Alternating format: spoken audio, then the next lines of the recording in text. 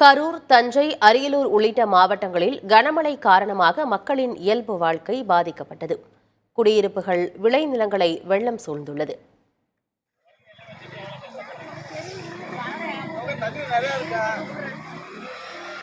தஞ்சை மாவட்டம் பாபநாசம் பகுதியில் பெய்த தொடர் மழையால் மணலூர் கிராமத்தை வெள்ளம் சூழ்ந்துள்ளது. இதனால் கிராம மக்கள் கடும் அவதி அடைந்துள்ளனர். காவிரி ஆற்றிலிருந்து பிரிந்து வரும் நந்திமதகு பாசன வாய்க்காலை தூர்வார அவர்கள் வலியுறுத்தியுள்ளனர்.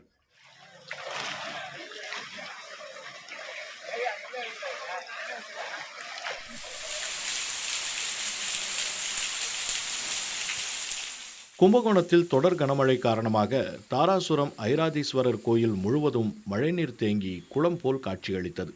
இதனால் பிற மாவட்டங்கள் மட்டுமின்றி வெளிமாநிலம் மற்றும் வெளிநாட்டிலிருந்து வருகை தந்த சுற்றுலா பயணிகள் கோயிலுக்குள் செல்ல முடியாமல் வெளியில் இருந்தபடியே சுற்றி பார்த்துவிட்டு செல்ல வேண்டிய நிலை ஏற்பட்டது.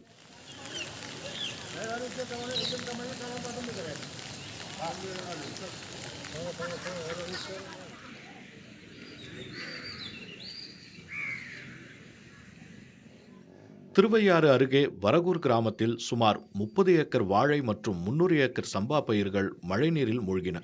சேதமடைந்த பயிர்களை அதிகாரிகள் நேரில் ஆய்வு செய்து நிவாரணம் வழங்க வேண்டும் என விவசாயிகள் கோரிக்கை விடுத்துள்ளனர்.